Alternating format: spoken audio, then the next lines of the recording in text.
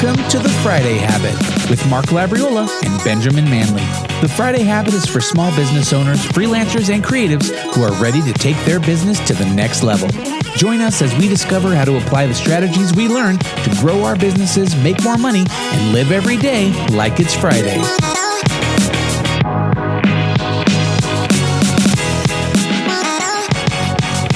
And welcome back to The Friday Habit. It's Mark Labriola here, and we got Ben with us today. How's it going, everybody? How's it going, Ben? Good. Good, man. Hey, well, I'm thrilled because today we have Clint Padgett with us. And if you don't know, Clinton is an expert in project management and team dynamics and is the president and CEO of Project Success, Inc. Grew up in a small town working with family businesses and now has grown to work with global brands and major events like the Olympics. And he brings invaluable insight on building high-performing teams and fostering effective communication. Clint, welcome to The Friday Habit. Oh, thanks for having me. It's a pleasure to be here. Can we put that music on loop, man? I'm grooving to that. Let's, I got to get my Shazam out and try that again. Hold on. Yeah, there you go. Yeah. That's right. You know, I always like to start the show with some good energy, you know, so. Hey, man, where are you located now? Are you in North Carolina or are you in Atlanta? No, I'm in Atlanta. Okay, cool. Awesome. How's the weather there right now? Today it's a little chillier than normal. Usually we don't get too cold until January, but it is mid-December, so it's dropping. Okay, yeah. Well, you know, over here in Colorado, it's been nice, like 60s. You know, we swapped 60s. weather then because we got sunny. your weather and you got ours. Yeah, exactly. Except we don't have any snow on the ground, thankfully. Yeah, we already had our blizzard like in November, so. Nice. Yeah. So you grew up in South Carolina? Yep. Okay, awesome. And you know, when I was kind of looking into your history and stuff like that, it sounds like you grew up in a family of entrepreneurs. And did I read this right? That your dad like ran several businesses in the town, like the gas station, the corner store, and all these things. Like, yeah, for sure. He was a quintessential entrepreneur. In fact, to the point where I said, when I grew up, I'm not doing that. I'm gonna punch a clock from 9 to 5, work for the man, and get a paycheck. And that's not how it turned out. But yeah, growing up was interesting because he was really good at starting businesses. He wasn't too good at sustaining businesses. So he was the idea guy. He was like have an idea guy. He liked to get it going. And then it was not so much the day-to-day work. So we had 2 different gas stations. We had a pool hall. We had a liquor store, a beer store, a wine and cheese shop, a construction company, you know, all these when I was growing up, and, you know, kids are free labor. So I worked in all of them. Right. Wow. That must have been so much experience. What was your favorite and least favorite? I think that, so my favorite is probably a 10-year-old learning about business. So my dad would take me with him to the wholesaler, and he was in there buying the chips and stuff for the shelves at the beer store. And I was in there saving my money up, and I bought a box of Sweet Tarts. And I brought them back. So while the boys were guys were inside buying the beer, I was out in the parking lot selling Sweet Tarts to the girls in the car, making my profit so I could buy the next box and 2 boxes. Nice. And learning about that stuff. And then my brother and I had a fireworks stand, and we did it every Christmas and every July 4th. And we each made $500 a piece, clear money, which when you're 12 years old, that's like $1 million, right? So we did that every year for probably 5 or 6 years. And that was another entrepreneurial thing that my dad helped us with. Now, do you think being in a small town or growing up in a small town that it inspired you to maybe try to like get out there and make money, or was it just because, or do you think it was easier maybe like growing up in a small town to be an entrepreneur or start your own things, or what? I mean, I guess I'm trying to figure out like, you know, if you live in a big town, you maybe have more people to access to like sell, but then also more red tape and more issues trying to start something of your own, opposed to like in a small town, like you can just buy some fireworks and throw up a stand and everyone's gonna be like, oh, cool, let me come buy some of these things. Yeah, I'm sure that we broke a few rules there, to be honest. I'm sure there's probably a permit or two that we did not go out and get, and nobody's gonna top the 12-year-old, right, from selling firecrackers. But yeah. But no, I think it's a dual-edged sword. On the one hand, it is probably easier in a small town to maybe cut a corner or two And it's probably safer in a small town because you know the people and you're probably not going to get robbed. I mean, we were a really small town. So kind of knew everybody, or you knew somebody who knew everybody, right? So it's one of those small towns where if you got in trouble at school, you got 2 beatings because they beat you at school. And by the time you got home, your parents already knew about it. You get another spank in there too. But I think on the other hand, maybe part of me says it would be easier in a big city because you can kind of hide. And, when you're out there hustling, like I was hustling, and we're a small town, and you had kind of your haves and have-nots. We were definitely on the have-not side. I mean, we moved into a trailer that was moving up for us. We lived in we had a 17-foot camper trailer that the family of 4 lived in for 2 years in the back lot of the beer store. I mean, so when you moved into the single wide trailer, hey, that was moving up. And then my brother liked to say we had the original double wide because we had another single wide trailer we put together. So we had 2 single wide trailers, the original double wide, right? So, wow. So I think that when you grow up like that, people knew you were hustling, right? So my friends who were kids of doctors and lawyers, and they had the money that we didn't have. It's a little bit embarrassing to put yourself out there because we sold boiled peanuts. And if you're not from the South, you probably don't know what that is. Why the hell would you boil a peanut? Well, it's delicious, and don't hate on it till you try it. And they're not all mushy and like it sounds. They're actually pretty tasty. But we boil peanuts and sell them on the street. So the teenager in me was like cringing that I'm out there having to hustle to make the money. And listen, to be working for my parents, you weren't getting paid. So I had I was a bag boy at the Piggly Wiggly grocery store. It's another Southern staple. Piggly Wiggly grocery store. I'm big on the pig. Yeah, man. Still have my polyester yellow sweat t-shirt somewhere around here. So I did that for actual money. And then I bust tables on the weekend at a restaurant because my parents weren't paying me any money to work for free.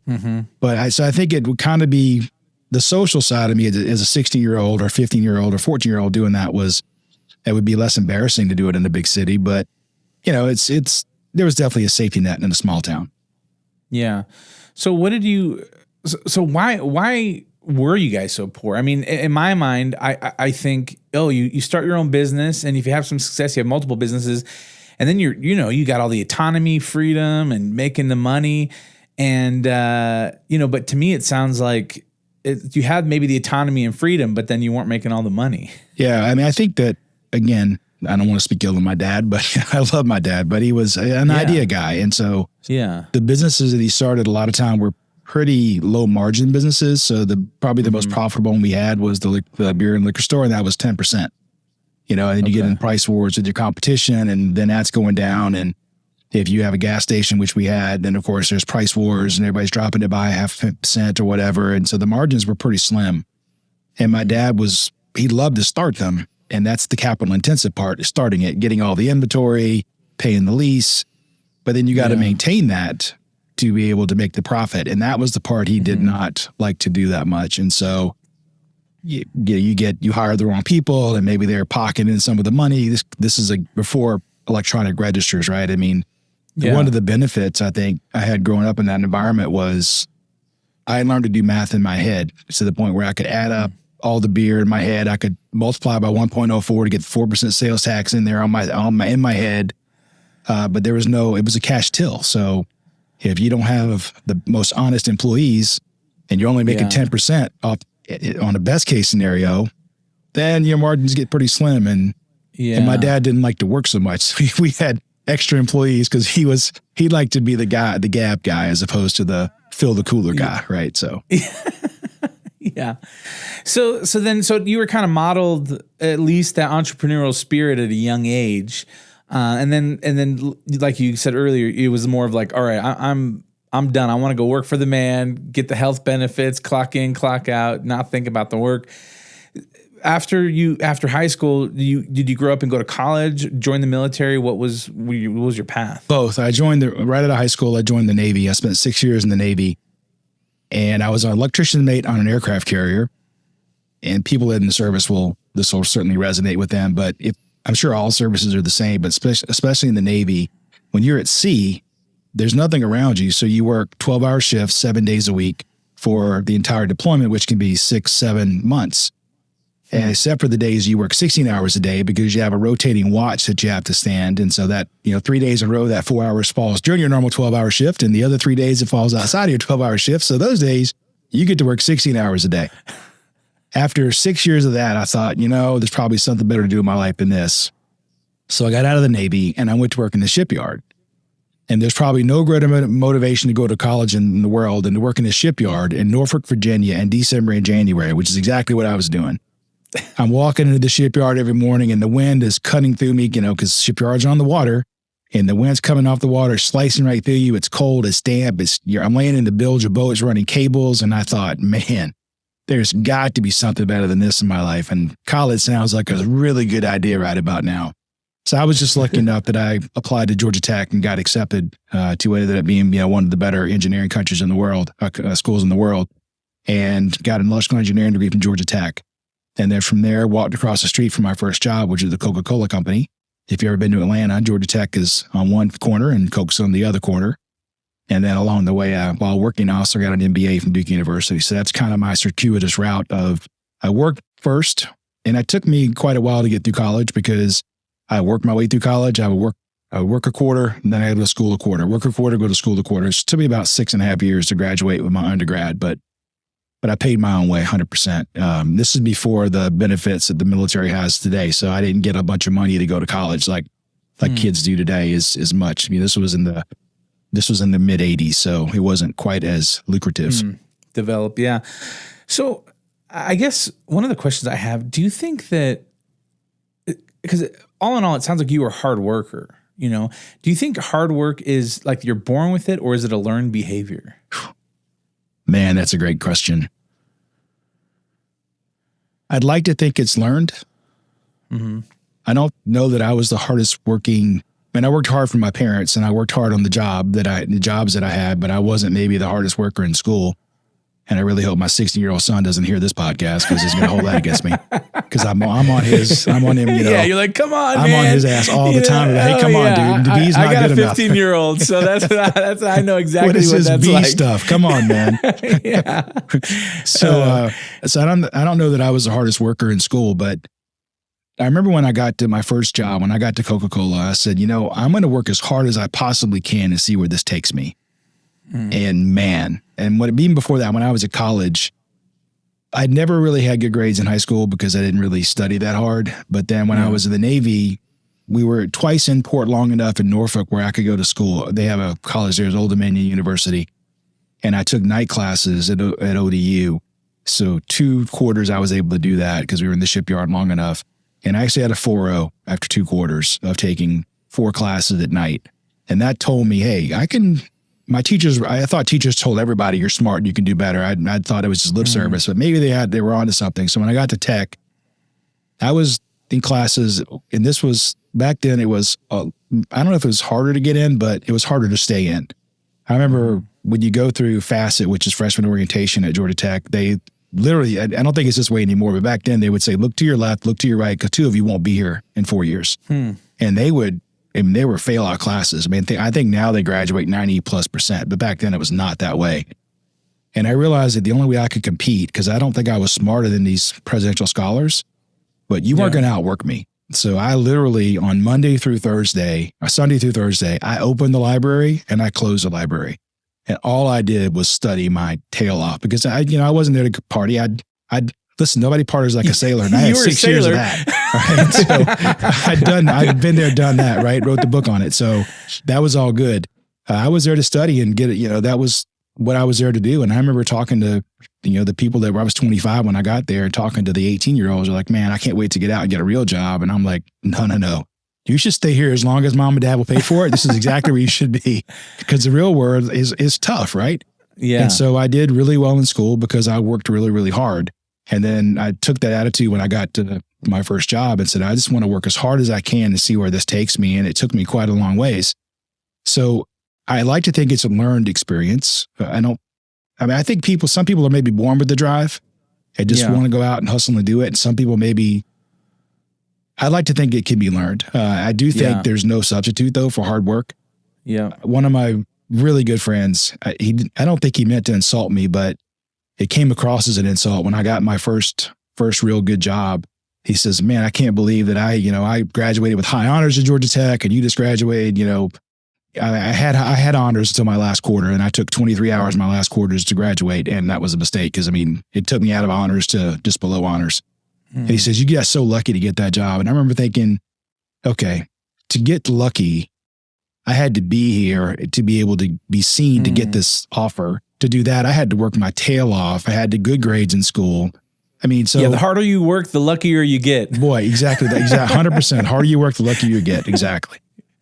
Yeah, no, and that's one of the things I try to teach my kids and other young guys who are coming up. It's like this idea of the average work sucks, right? And nobody wants to like work, but if you can work hard and do everything you do at to the best level that your ability is, you'll get noticed. Yeah. Because again, right, everyone around you is trying to do bare minimum. They're trying to just scoot by, fly under the radar, and just do what they can to come and go and not get noticed, essentially. And so it's like, if you come into a place and you're willing to learn and you're showing up and you're volunteering for things, or when the boss asks like, hey, who can do X, Y, and Z? And you're like, yeah, I can do that. Like, you'll start to get noticed, and then you'll start to, see some success. So you said that you got a good job. So what do you mean by that? Like, so where did you end up with Coke? So I started off as a sales equipment engineer working in the engineering group. We designed drink equipment for Cold Drink Technology was the name of the group. And we designed new bottle can vendors, generation called the Gen 3 vending machine, which did some pretty cool stuff. Because the first thing I wanted to know was, wait a minute, Coca-Cola sells colored sugar water. Why do y'all need an electrical engineer? Maybe I shouldn't be drinking this product. Hold on a second.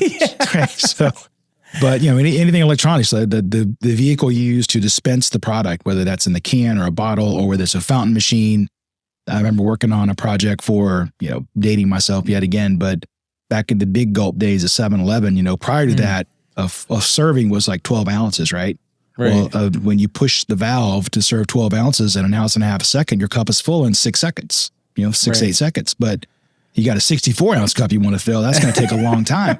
So we had to develop faster valves. And of course, the problem with that is the faster you put the product in, the more it foams. And so it's a lot of engineering that goes into those kind of endeavors. And so that's where I started. And then in 94, the city of Atlanta got awarded the Olympic Games, and I really wanted to work on that project. And that wasn't going to happen as a Coke employee, even though Coke was a sponsor. So I left the company on a Friday and went to work for Project Success, which is the company I've been with now for 29 years, and got to go back to Coke on the Monday as a contractor for Coca-Cola, but as an employee of Project Success. And I got to work on the Olympics, and I worked on all the Olympic Games ever since, both summer and winter. Oh, wow. And so, okay, so this is kind of that leap where you go to Project Success. How did you find out about them? And what even was like this idea of like wanting to work like on the Olympics? Like, in what capacity? Like engineer or something? I mean, yeah. So first of all, great question. How did I know them? So we had a project at Coke that went so poorly that at the end of the project, our engineering manager got fired. So my boss's boss basically got told, time for you to move on. And we said, we got to get better doing projects. We got to get better delivering. We got to get better in being able to understand when we can deliver and not over-promising and under-delivering. How do we do that? And so we found this company called Project Success, and we had them come in to teach a course. And so I took this course as a Coke employee back in 1991 that I now teach and write about 30 plus years later. And we started using that process, and we saw really good benefits from it. And I ended up liking it. The process really resonated with me. It struck a nerve. And I said, this I can really see, this is powerful stuff. And I'm young at the time. I'm still trying to figure stuff out. I don't know that I knew exactly what I wanted to do when I grew up at that moment, even though I was, 27, 28, 29, pushing 30. I still wasn't quite sure, but this seemed like a pretty cool thing to do. And my goal was, I wanted to work on the Olympics because it's a once in a lifetime deal, right? I mean, who gets to say I worked on the Olympics, right? It's right. Only coming to Atlanta probably once, and what a really cool thing to work on. And I'd actually supported that at Georgia Tech. They had something called the GTOC, which is the Georgia Tech Olympic Committee, which I was on as well. And we would basically, when the big wigs from the IOC would come into town, we'd stand there with balloons and we'd clap and trying to win the city is to get the bid, right? So it just came logical progression when I was at Coke to go ahead and try to make that connection over and do that or work on the Olympic projects. So that's kind of what I wanted to do. And my thought was, all right, I'll go do this for a while. I'll come back and I'll go back to Coke, but I'll do something different. Because my boss at the time said, Clint, talking vendor is fun the first time you do it. It won't be fun the second time. And you're in a dead end if you do it a third time. And so I wanted to do something different. I thought this would give me a chance to do that. And everything that I thought would happen did happen. I had a great time working on the Olympics, doing the planning for it. And then I got the offers that I wanted, but I figured out I like this. I want to keep doing this. I like this process. I want to do it for other companies too. And looking back 30 years later, I know more about Coke working on these projects than I ever would have learned as an employee, because you're an employee, you're working in like one little, vertical, right? You're one stream. And I've worked on all the streams. I've worked in security and HR and all over the map, flavors, just everything. Plus I still have work on all the Olympics and FIFA World Cups, et cetera, that they activate against. So it's been a great exposure for me to do that. And I couldn't have imagined how powerful it was. But going back 30 years ago, I would have patted myself on the back and said, yeah, you should go do this. And so no regrets there. That's so cool. So you're originally actually a customer and they consulted with you and you're like, wow, this is a great product or it's a great process. Yes. I think now that I think about it, I don't think I answered the question that Mark asked. Let me make it. So they wanted somebody, the way I got to do the work was they wanted somebody that was around 30 years old, which I was. At the time, the owners of the company were all ex-military. So they wanted ex-military, which I was. And they wanted an engineer, somebody with an engineering background, because that's also everybody at the company had an engineering background and knew the Coke system. And I ticked off all the boxes. And then I happened to be looking for the role and it just kind of married up. And then I couldn't have imagined, like I said, how it's gone. So you started working there and then at some point did you buy the company or? So that's another funny story. How did that work out? Somebody asked me one time, how'd you get to be the CEO? I said, it's easy. You buy the company, you make yourself the CEO. It's no problem. Right? So I was. Good tip. Exactly. It's simple. So when I got hired in, as I said, I was about 31 years old at the time. And I was by far, in a way, the youngest person at the company at that moment. They were all in their 40s plus and older, and they weren't sure the young kid was going to work out, truthfully. Mm-hmm. So they created a new job title for me. They dug a hole in the dirt and created a new job title that I could hide out in, called senior associate, because they didn't want to call me a consultant in case I screwed things up, right? He wasn't a consultant. He was just an associate. Yeah, he's plausible deniability. Come on. So over the next 11 years, I was just an employee. I worked my way up to become a consultant, senior consultant. And then for a number of years, I ran the company for the existing owner. And then around 2004, he really wanted to get out. He wanted to retire. And so I started looking at doing a deal to he wanted to sell to employees. Ended up being two groups in the company that wanted to buy it. Hopefully these stories are meaningful to some people because they're certainly meaningful to me. But I was on the management committee, and I'll never forget one of the other owners who came in, Dr. Tom Clark, one of the founders, and he said, "Hey, Dennis wants to sell the company, and he sent me here to ask you some questions." And so he went around the room and he asked two questions. First question was, "Do you want to buy the company?" And the second question was, "Would you put your own money into it?" And so he went around to each person in the room, and each person in the room said, "Yes, I want to buy the company." And no, I would not put my own money into it. I would buy, there was one group that said we get some venture capital, and they all had these different things. And the next to the last guy says, "No, I do not want to buy the company, and I would not put my own money into it, but I'll follow Clint wherever he goes." And then they got to me, and Dr. Clark says, "Do you want to buy the company?" And I said, "Yes." He said, "Would you put your own money into it?" I said, "Dr. Clark, I will sell everything that I have to do that." And that's exactly what I did. I took equity out of my house. I sold everything I could possibly do, liquidate, put every dollar I had, and I was able to talk to 13 different banks.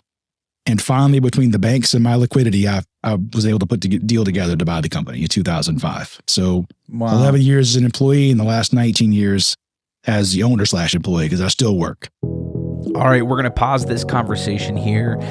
Go to thefridayhabit.com. There you can find show notes for this episode. There you can also find links to our websites and ways to get in touch. At the bottom of the page, you can download our guide to the Friday Habit system that will show you how to set aside one full day each week dedicated to working on your business instead of in your business. If you're not already, make sure you subscribe. If you enjoyed this episode and want to hear next week's episode, subscribe so you get notified. Also, leave us a review in Apple Podcast app or wherever you listen to your podcasts. And if you want to potentially be on one of our episodes with a question you ask us, go ahead and record a quick message in your phone, voice memo, and email it to hello@thefridayhabit.com. Until next time, live every day like it's Friday.